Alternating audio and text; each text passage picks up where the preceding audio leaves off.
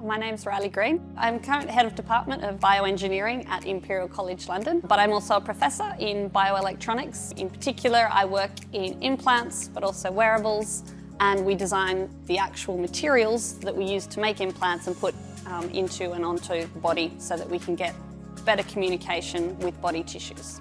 I always thought that I wanted to kind of be a doctor, and then I basically realised I was more of an engineer. I started in mechanical engineering, but sort of after 2 years decided to specialise into the mechatronics because I thought that fit better with the biomedical and the way in which biomedical is going towards sort of robotics, machine learning, and learning all of those other really interesting aspects that brings together a really multidisciplinary area. So I love the idea of biomedical engineering because it brought together the two things that I love.